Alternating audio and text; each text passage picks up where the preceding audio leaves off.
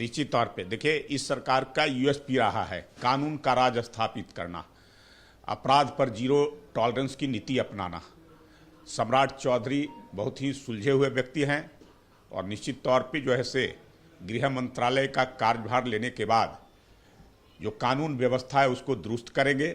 जो थोड़ी बहुत जो है से जिसके कारण जो है से हाल के दिनों में कुछ घटनाएं घटती थी जिस पर लोग प्रश्न चिन्ह उठाते थे, मुझे लगता है उस पर विराम लगेगा और कड़ाई से कानून व्यवस्था को दुरुस्त करने का काम किया जाएगा। सरकार की यूएसपी बनी रहे, कानून का राज स्थापित रहे और कानून व्यवस्था जो है से अपने आप में एक महत्वपूर्ण ठीक ठाक रखने की महत्वपूर्ण जिम्मेवारी है। उस जिम्मेवारी के बाखूबी जो है से अच्छी प्रकार से सम्राट चौधरी निर्वहन भी करेंगे।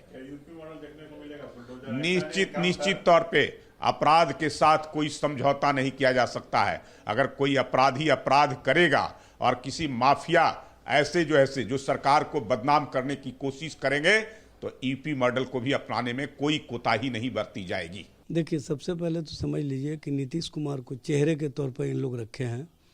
असल मोहरा भारतीय जनता पार्टी। अब भारतीय जनता पार्टी जो खेल खेल रही है वो स्पष्ट रूप से दिख रहा है, क्योंकि भारतीय जनता पार्टी को पता है कि बिहार में सरकार और सरकार चलाने में उनकी भूमिका पहले नज़र नहीं आती थी।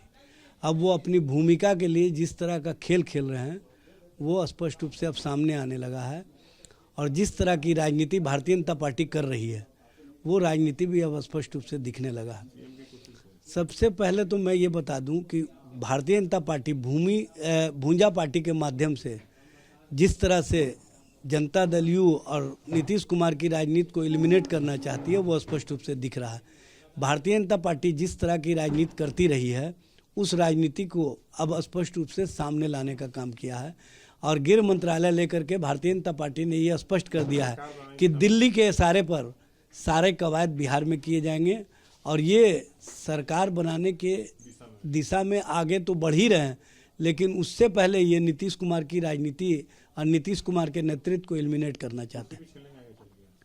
जब नीतीश जी का नेतृत्व ही सामने बौना नजर आएगा तो इसका मतलब है कि भारतीय जनता पार्टी अपने अनुसार सारा कार्य कर सकती है। देखिए, मुख्यमंत्री की कुर्सी पर उनकी नज़र ज़रूर है, लेकिन वो चाहकर भी मुख्यमंत्री की कुर्सी से नीतीश कुमार को अलग नहीं कर सकते हैं, ये बात समझ लेना चाहिए। आरजेडी को 2025 के विधानसभा चुनाव में जनता ने समाप्त करने की दिशा में अपना जनादेश दे दिया है। राष्ट्रीय जनता दल को इस संदर्भ में ज़्यादा बोलने की ज़रूरत नहीं है।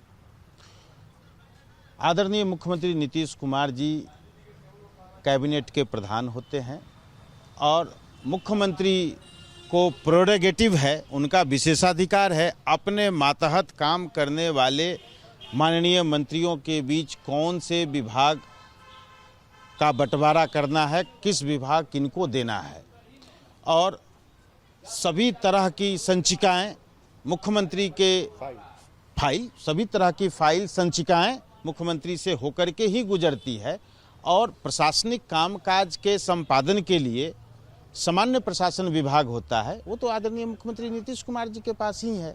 इसलिए आदरणीय मुख्यमंत्री नीतीश कुमार जी बेहतरीन तरीके से गठबंधन की राजनीति के संचालन करने वाले नेता के रूप में आदरणीय नीतीश कुमार जी हैं। पिछले 25 वर्षों से बिहार एनडीए का सफलतापूर्वक नेतृत्व कर रहे हैं और आदरणीय नीतीश कुमार जी बहुत ही गंभीरता से विभागों का समीक्षा करते हैं और समीक्षा के उपरांत उनको जो महसूस होता है समय समय पर वैसे सभी विभागों के माननीय मंत्रीगण माननीय सचिव को दिशा निर्देश देते हैं और उसके आधार पर काम होता है।